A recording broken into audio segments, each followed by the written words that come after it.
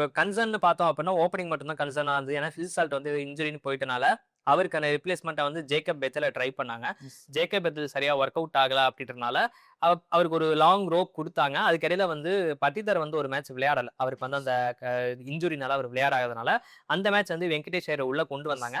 அவர் நல்லா ஆடுறாரு அப்படின்னு பார்த்தோனே வந்து, சரி ஜேக்கப் பெத்தல் மிக்க நன்றின்னு சொல்லி அவர வெளில அனுப்பிட்டு இவர யுட்டிலைஸ் பண்ணிக்கிட்டாங்க. எஸ். ஸோ அந்த விஷயத்துல எனக்கு தெரிஞ்சு திரும்பவும் வந்து வெங்கடேஷ் ஐயரோட போகறதுக்கான வாய்ப்பு இருக்கு. ஏன்னா ஃபில் சால்ட் எந்த லெவல்ல இருக்காருன்றது எனக்கு பெர்சனலா தெரியல. கண்டிப்பா. பிளஸ் அவ்வளோ லாங் கேப்புக்கு அப்புறமா அவர உடனே உள்ள கொண்டு வரது வந்து இல்ல எப்படின்றதும் சேம் பாயிண்ட் தெரியல. எனக்கு தோணுச்சு. ஏன்னா, இப்போ டோர்னமென்ட் போகுதுன்னா, அவங்களோட ரீசென்ட் ஃபார்ம் வச்சு தான் நம்ம வந்து ஜட்ஜ் பண்ண முடியுமே தவிர, ஆரம்பத்தில ஃபில் சால்ட் நல்லா விளையாண்டுருக்கலாம். ஆனா ரொம்ப நாள் கேப் எடுத்துட்டாரு.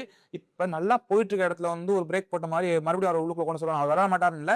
இப்போ சொல்லணும்னா அது டீம்ல வந்து ஒரு டிஸ்டர்பன்ஸா இருக்கும். அதுக்கு வந்து இவர வச்சே போயிடலாம் ஆ, அப்படிங்கிற தோணுது எனக்கு. அதுவும் ஒரு பார்வை இருக்கும். நான் இன்னொரு ஆஸ்பெக்டும் என்னவா பார்க்குறேன் அப்படின்னா, நீங்க ஒருவேளை இந்த மேட்ச் தோத்தாலுமே கூட உங்ககிட்ட வந்து இன்னொரு எலிமினேட்டர்ன்னு இன்னொரு ஆப்பர்ச்சுனிட்டி இருக்கு. எஸ் ஸோ கண்டிப்பா. அதனால இந்த மேட்ச் ஃபில் சால்ட் குடுத்துருவோம். அவர் ஒரு இதா டச் இன்கேஸ் அடிக்காட்டி ஒரு எஸ். ரிஸ்க் ஃபேக்டர் சொல்றேன். ஓகே. ஸோ இந்த மேட்ச் நம்ம ஆட விடாம டைரக்ட்டா எலிமினேட்டர்ல ஆட விட்டோம் அப்படின்னா, அது ஒரு பிரஷர் கேமா இருக்கும். எக்ஸ்ட்ரீம்லி பிரஷர் கேமா இருக்கும் கண்டிப்பா. கம்பேரிட்டிவ்னால. அப்படியும் கொண்டு வர வாய்ப்பு இருக்கு.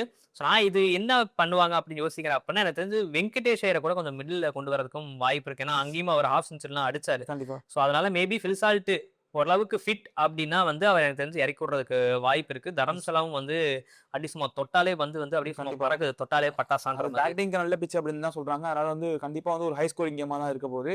இன்னொன்னு நீங்க சொன்ன மாரி வெங்கடேஷ் மிடில் ஆர்டர் விளையாண்டு நம்ம நெறைய பார்த்துருக்கோம். ரன் விளையாடக்கூடியவரு. ஆனா ஃபில் சால்ட் வந்து ஓப்பனிங் பிளாஸ்ட் பண்ணுவார் அப்படிங்கிற பார்க்கும்போது, ம். அந்த இடத்துக்கு அது கரெக்ட்டான முடிவா தான் கரெக்ட்டா இருக்கும். இருக்கும்.